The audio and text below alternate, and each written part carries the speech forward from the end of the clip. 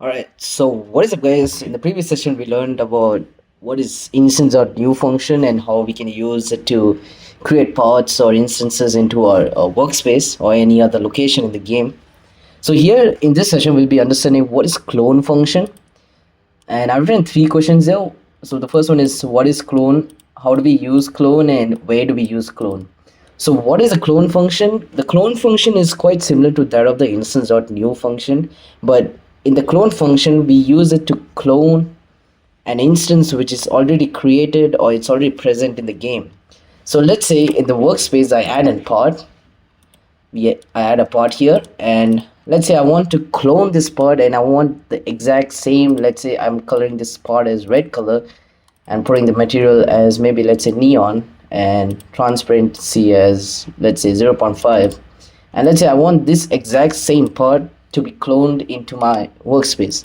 I can use instance.new function, but the thing is that if I want the red color and the transparency 0.5, I will have to manually type that out in the script and put part.transparency as 0.5 and part.material equals to neon and stuff like that. So instead of doing such like tedious work, I can just store this into a variable and clone it.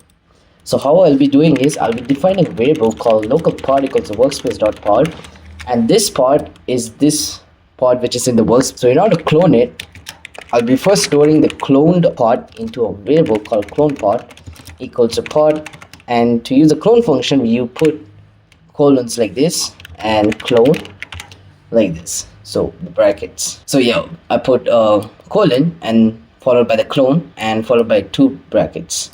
So this clone is a function which is already present inside of Roblox Studio, so that's why we put the two brackets. That's why it says that I'm calling the function called clone.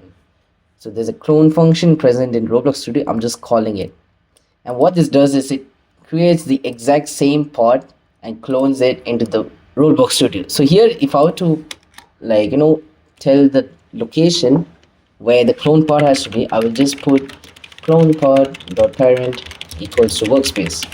So if you were to go to the property section of the pod, you can see here it says parent workspace. So parent is basically where the instance is present or the location of that instance. I can even change more stuff over there, but I'll just run it like this. Yep. So here we can see that there are two pods here. Let me just move it. Let me just select this and move this. So there are two pods here. So that was basically it about clone pods. There's not much into this. It's quite similar to that of instance.new, but you can't use the clone function to create a new instance. You can only use it to clone a pod or an instance which is already existing in the game. So usually this clone function is used for models and not single pods or whatsoever. It's used for models, and those models, let's say like a building or maybe let's say like something like a gun, and I'm shooting the bullets. So the bullets might be yellow color, neon in material, and transparent is 0.3. So instead of creating a new instance every time for the bullet, I can just create one bullet inside of the workspace, put it in the replicator storage, and create a script which clones that bullet every time the gun fires. So that's one way to use the clone function. So how do we use clone function? We use it by putting the instance or the variable name. We have to put the variable name here. I can even put workspace.pod clone like this, but I would suggest you guys to store the instance into a variable and then clone that variable followed by the clone function and the brackets. And where do we use it? It's similar to that of the instance.new. So if I were to use it in a local script, yeah, so this is the local script, and as I've explained in the previous session about instance.new function and how we can use it in the local script and script, it's quite similar to that of in the clone function. So if I'm using the clone function in the local script, it can be viewed only by the specific player where this local script is inside of. So if I were to have every single player in my game see that clone instance, then I will put the clone function in the normal script. If I want only a specific player or one player to see it, I will put in the local script. So that was basically it for clone function.